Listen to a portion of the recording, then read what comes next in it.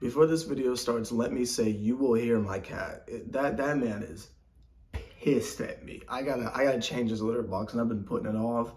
He is livid. Like, he hears me in the room, but I got the door closed. He ain't happy. He is not happy. Like, having a dog is pretty straightforward. It's like you just take them outside, they do their business, and you come back in. But these cats, man, they are not playing.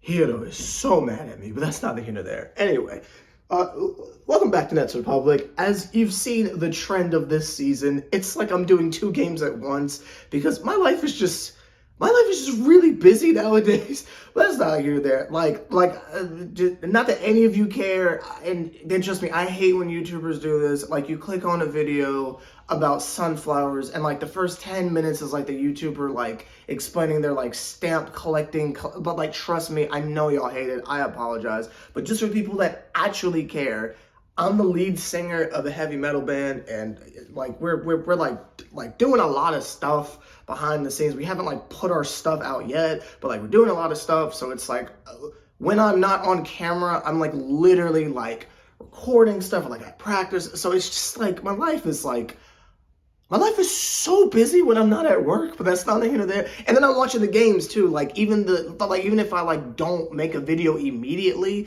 like I'm still watching the games. So it's like I don't have any more free time. So it's like I'm having to do two videos at once for two games. I apologize, but that's not here nor there. I'm gonna get better when we make enough money from tour that I can quit my actual job. Then I could just like do this like full time again. So that's my fault. I just want to apologize for how crappy I've been this season. That's my bad.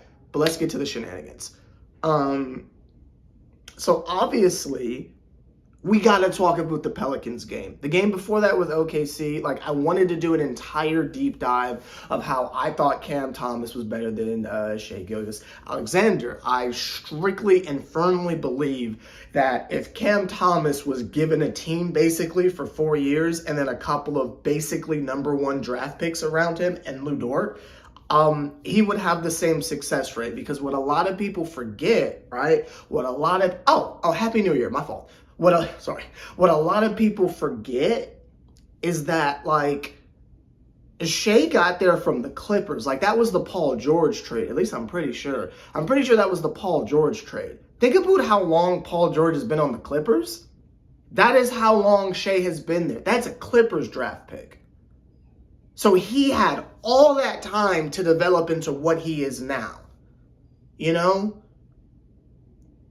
You got the cops banging on Josh Giddey's dressing room door type stuff. Like, where he is now, like he has had time to become that, to develop into that. I believe if Cam Thomas was given the exact same thing, much like a Devin Booker, if he was given time to say, here's your team, put up empty stats, I really feel like Cam would be doing the same thing. So I don't feel like, and especially because Shai couldn't even guard him.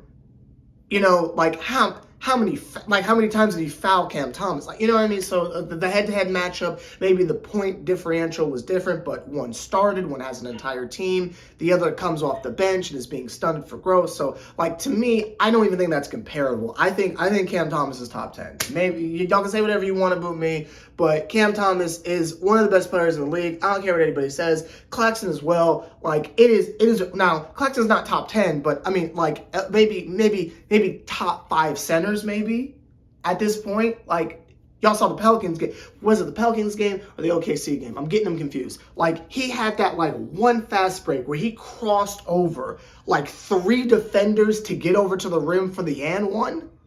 My God, Claxton is literally baby honest, and I don't feel like enough people are echoing that, and I'm going to keep saying it until it becomes a real narrative, because he's baby honest, and y'all want to have that conversation yet, but that's not here or there. Also, just because you got to get to the negative aspect as well, because y'all know I keep the same energy. Number one, why can Cam Thomas not hit a foul shot? What is going on with that? Like, I need to know how you were unguardable from everywhere from the parking lot to smothered under the rim, but you can't hit a free throw. What? That's number one. Just keeping the same energy. Because y'all know if it was Mikal, that'd be the title of the video. So that's number one. Number two, scoreless, my guy? Scoreless, my guy? Now, I will shoot him a little bail and say, again, Jacques Vaughn is not drawing plays. So, like, 1 out of, let's say, 35 games we've played, he's not able to ISO his way to a bucket. Are we mad? Yes, but in the context, are we mad? That's all I'm going to say. That's all the bail I would shoot him. Because everyone played bad. My God, everyone played bad. And while the Pelicans are again, that is another team name where I really cannot say that seriously without smirking. But I'm going, you know what? We're just going to say New Orleans because I can't say Pelican and take that seriously. New Orleans, okay, they are a very scrappy team. They're healthy now for the most part. And that is it DiVincenzo? No, that's the guy in the Knicks. Who's the dude that always gets in a fight with Chris Paul with the Travis Scott braids and he's light skinned. Y'all know who I'm talking about, like the short dude that's always fighting Chris Paul. Like he's got this new thing he does, which I'm about to steal today. I'm about to play a couple pickup games today. I'm gonna steal that, where he he trails behind the defense, basically leaves his defender wide open, and then sneaks up behind them and just takes the ball. He did that to Braun a couple times, and he did it to, I can't remember who he took the ball from. Was it Spencer? It might have been Spencer. It was either Royce O'Neal or Spencer. But yeah, he'll just like come up behind them and just snatch the ball. And it's like you're so used to the defense is already down there or directly in front of you. You're not thinking someone else is behind you. If you hear footsteps, you think it's a teammate or like the ref. So genius strategy. At some point, like more people are going to do it. I think Walt Clyde Frazier did that at one point. I'm not sure, but excellent, genius stuff. But yeah, they were employing tactics like that. And obviously, we don't have anyone to guard Zion. Not that he went off, but it's just like we're kind of lacking in the, stop big people department. And even poor Claxton was like getting like smothered by Valanciunas of all people, which he normally does well against like dominant centers, but not so much last night. It was a back-to-back, and possibly the locker room is lost. So it's just nobody particularly played well. Cam Johnson played well, I guess, but that's about it. Now, I want to bring this to a broader narrative because that is 2 games where I did not watch the fourth quarter. Because again, when we were getting the break speed, like the OKC game, I was like, okay, let me go back and watch. So like before I watched last night's game, I watched the fourth quarter of the OKC game because I wanted to see, was it actually close or like, was it just garbage time or something like that? It was a pretty competitive game until the end. So I will give the Nets credit. It was competitive until the end. And like, statistic-wise, like where they are in the standings, I will take that. They're allegedly one of the best teams in the league. Again, allegedly, because this is giving Sacramento Kings last year. This is giving Orlando Magic this year. I don't believe it until the playoffs, so you'll have to forgive me for not taking them seriously in the regular season, but that's not here or there. Especially this early on, but that's not here or there. So they're statistically very high up in the standings. So, and we had a game like this last year where like we played the Pelicans and it was like a measuring stick game and we just got trampled and it's like, oh God. But then we went on like a 20-game win streak, so it's like, eh. But the larger narrative, especially for this Pelicans game, because OKC is, New Orleans. I gotta stop saying Pelicans. For this New Orleans game, is the title of the video. I think we're tanking. I'll be honest with you, I think we're tanking. I don't think Jacques Vaughn is this, I can't think of any other word, is this stupid. I think we're tanking. It is the only thing I can think of. I think we're tanking not only for some type of a trade to put Mikal on, to put him on display, maybe to put Cam Johnson on display perhaps, or it could be the opposite. Maybe we're just resting Cam Thomas to make sure he doesn't get hurt for a possible trade, him and Claxton. I think it's very much one of the 2 combinations. I think either one of these two camps are about to get traded for depth or a possible disgruntled star, or we're tanking. You know, we got the word from upper management, and we are just tanking. Because y'all know I very rarely watch the interviews because I don't really care about the players outside of Cam and Claxton. So like I don't really care what Cam Johnson has to say post game. Or like, oh, Spencer Dinwiddie's thoughts on what that. I don't care. Like, and I definitely don't want to hear what Jacques Vaughn has to say, especially in thumbnails where he's smiling post game and we were getting blown out by like 40 in the second quarter. Like, I don't care what he has to say. But wow, where was I going with that? Ooh, wow, this is the one time having a script would be very helpful. Where was I going with that? Wow. Oh, I had such a good point. Where was I going with that? Anyway. I think that possibly there was a call from upper management, the Joe Size, the Sean Marks, that came down and said, yo, next draft class, again, I don't keep up with college sports, but next draft class, might be in the best interest if, so I think they're throwing in the towel on purpose. Either because a trade is on the horizon or we're just tanking for draft position. Because we are really bad right now. I mean, it's tough to watch. Like, I have to force myself to watch fourth quarters 2 days afterwards because it is painful to watch. They are garbage right now. And they can't guard. Okay, what's a good joke? They can't guard a.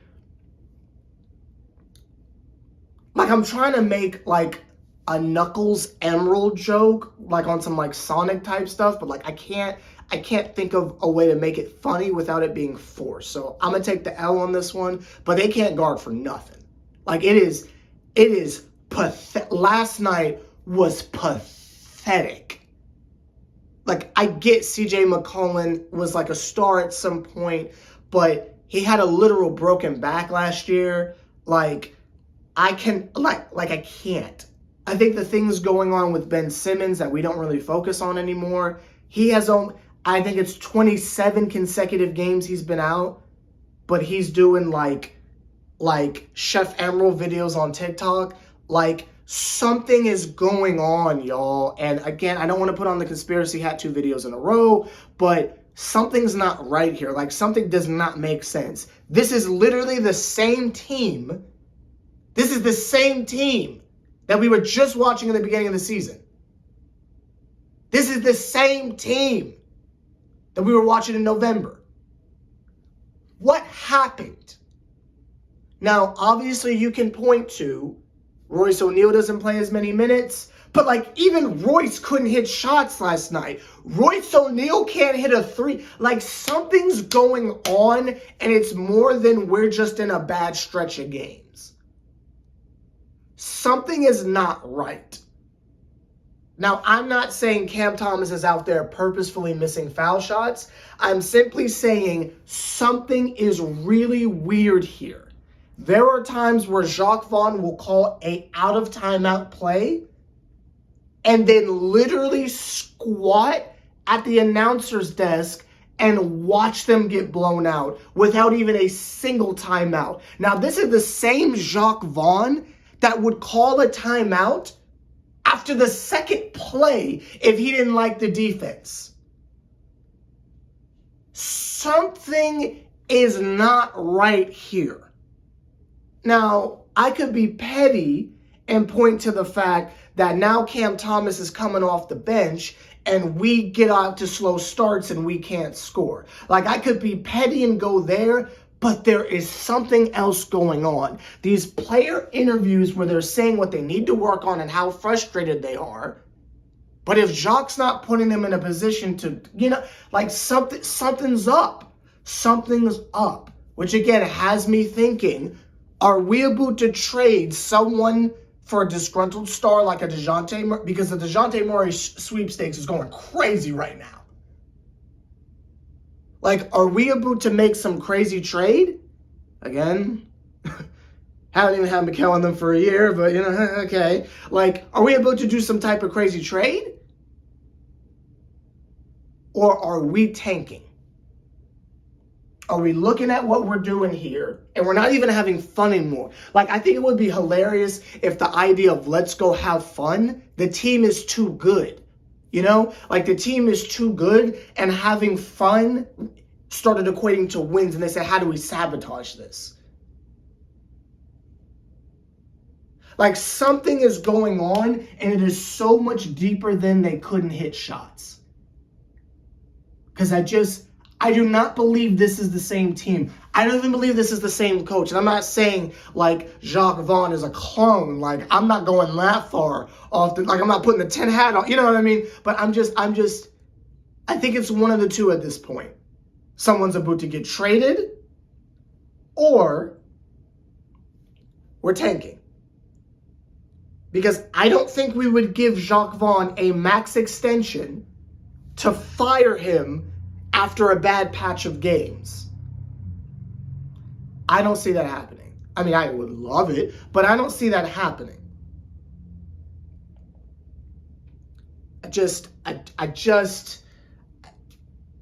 I really think it's one of those two things. I don't want to make this video too long because we play the Rockets tonight, and I'm actually going to see the Beyonce movie tonight, so I will be exhausted, but I will do my best to get the video out tonight. If not, you know how it goes. see you next game. But I think it's one of the two. I don't want to take up too much of your time. I don't want to give you another 50-minute spiel. My bad. Even though y'all enjoyed it, I don't want to go too crazy again. But I think it's one of the two. I think it's either we're about to see some jump out of the window trade, which the trade deadline is closer than you think. You know? I don't know about y'all, but I have the mentality that, like, we're at the end of December. It's the beginning of oh, God, I still need to pay rent. Like, we're at the beginning of the year. We're really close to February. Like, that trade deadline's coming up. So, don't be surprised, especially because this is the Nets. Don't be surprised if something stupid happens. I have already said my goodbyes to Cam Thomas and Claxton. I'm prepared for anything because I'm still scarred from Karras and Jared. So, like, I would not be surprised.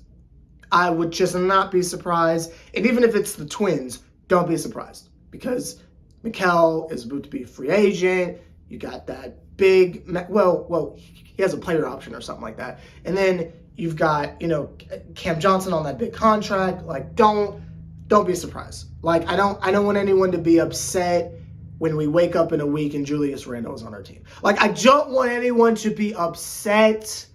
I just want everyone to just accept that this is the team we support, and we will just find a silver lining. Because that, I've learned over the last 4 years that is what Nets fans do. We just find the silver lining in this trash can that we support and hope for the best. So that is what I am going to continue to do. Let me know your thoughts down below. Do you think it's tanking, or do you think it's a trade, or do you think we are just trash? Let me know your thoughts down below, and I'll try to see it tonight. But my manager told me that this movie is 3 hours long, so but I'll try. I'll see y'all later. I sarcastically say go Nets. Happy New Year, and I'll see y'all tonight. Yeah.